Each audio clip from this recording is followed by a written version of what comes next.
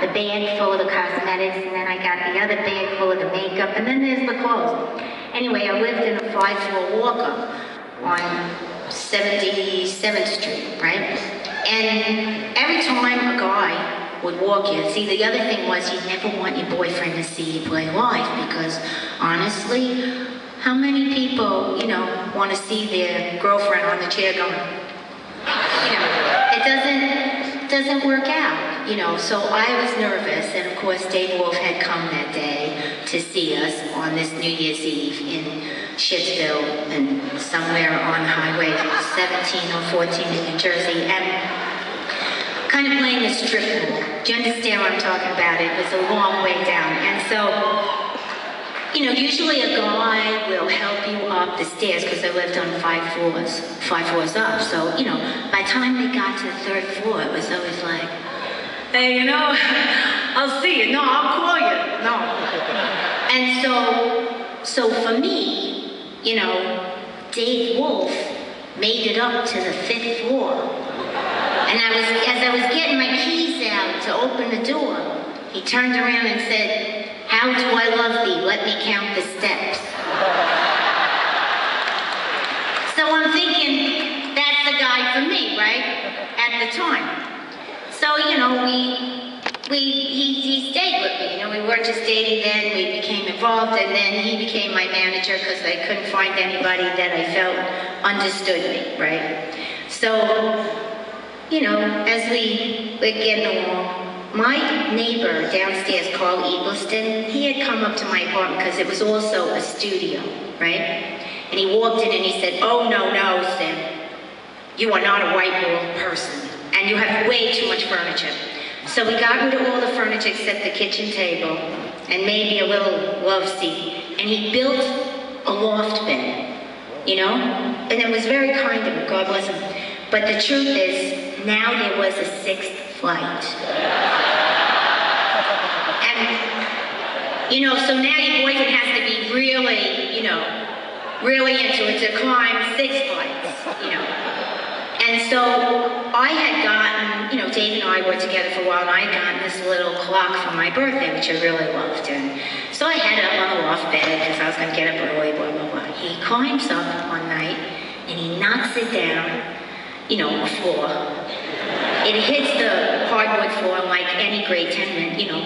It's on a slant, the floor, you know, everything's kind of like this. And so it rolled across the floor like a bowling ball and hit the wall and smashed. So I'm like, wow, I really like that clock, you know. And he's like, don't worry, I'll get you another one. So he goes to his mother's house. Yeah. And he took one of her old clocks. And it wasn't like, you know, funky time, you know, it was like, didn't look like car wash.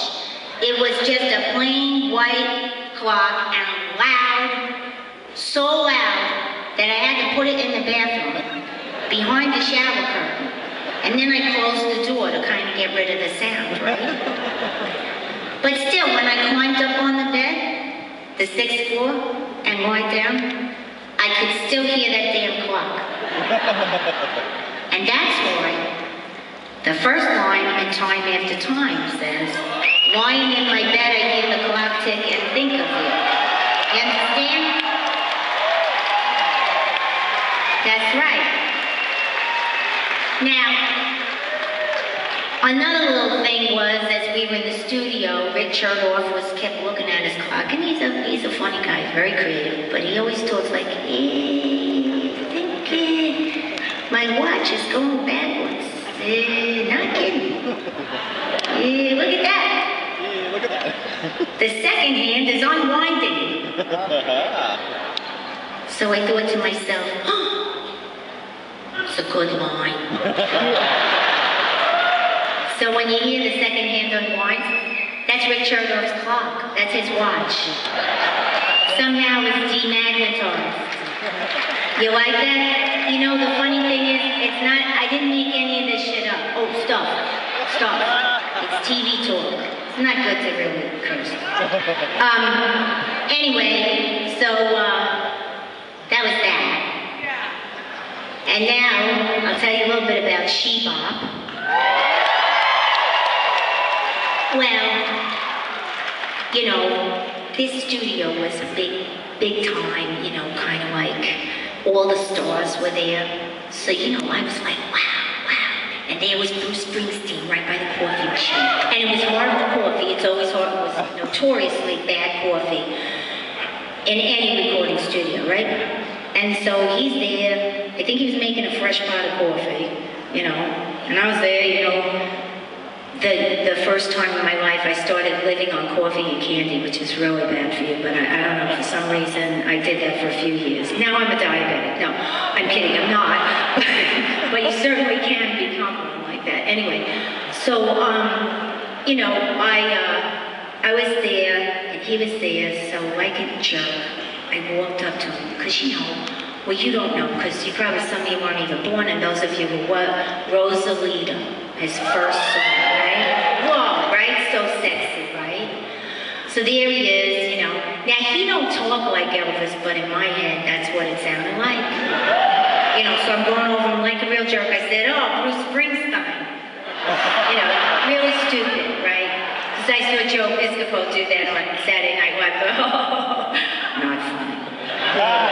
But, you know, he was gracious, and I said, you know, I really love that Darkness on the Edge of Town record you did, and, you know, it is a great record, you should check it out. But, so, you know, and he said, well, thank you very much, but not really, that's just And so there was a lot of, like, famous people everywhere, and John Lennon and Yoko Ono recorded Double Fantasy there, right? So, yeah, so everywhere you looked, you know, there's always memorabilia in those places. And they got usually a gold record with, you know, pictures.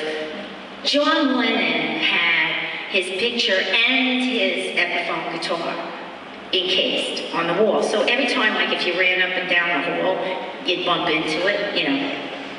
And it was a big picture too. And you gotta understand, I was John Lennon when I was a kid. You know, I was gonna be Paul McCartney, but my sister was. And you can't have two Paul McCartneys in the house. So I was John and she was Paul. And so I would run up and down and look at that, and it was just like, oh my God, you know. And every once in a while, when I was really feeling conflicted, I'd walk up and find myself talking to that picture and thinking, okay, back away, back away. And then I'd back away and think, you know, like you feel like Lou Costello. Because you start to see, you know, they have the big pictures, you start to see the eyes move. And then you're thinking, okay, I've crossed the line, I gotta get out of here. So anyway, you know, there was all this history to this place. And it was a real honor to put your music down for whoever would hear it after that. You know, you can just put your music out there and then work like hell for people to hear it, but you never know, you know? So they did Walking on Thin Ice there, and there were stories about it, you know, that they blocked the windows and they put a mattress on the floor where Yoko was singing, and, you know, that's when she was, you know, singing, whoa! You know. I'm not saying anything as a child. So, you know, came time for me to sing, you know, She-Bop, and I'm thinking, so I made them run a wire because I didn't want to be looked at. I made them run a wire to like an old like warehouse part of the record plant, which was kind of where Kiss rehearsed, so it had good energy, like that kind of funky, messy, dirty rehearsal studio that you always worked at, where somebody was always complaining and threatening your life if you didn't turn down. You know, or what did some guy say, who do you think you are? Anyway, Jack Lemmon? You know, which was, I guess, in his mind, John Lennon. But I thought, I didn't want to say anything to him because sometimes they came with a gun. They didn't like, you know, loud music. So this place had that vibe. So now nobody could see me, and I was there, and so we start the song, I'm getting ready, I took my shirt off. I was free. Now, for a woman, you don't take your shirt off. Like, you know, you're 5 years old, hey, that's it. Now you gotta wear your shirt for the rest of your life. Right? Especially Italian Catholic family, that's it. You know, they always put you in the shroud. So, oh yeah, I did wear the shroud at 7. I received my Holy Communion. That was a shroud. Anyway, so I was very excited. I thought I was getting married again.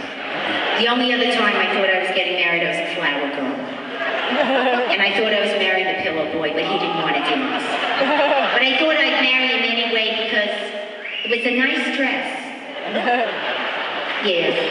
Unfortunately, that can follow you through your life. You gotta be careful.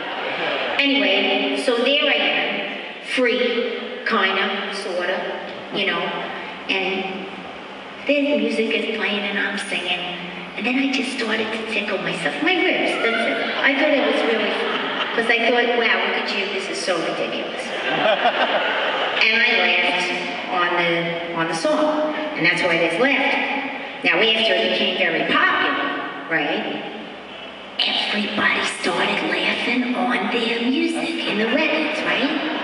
So I'm thinking, what are they doing? Right? Anyway, so now you know. 1, 2, 3.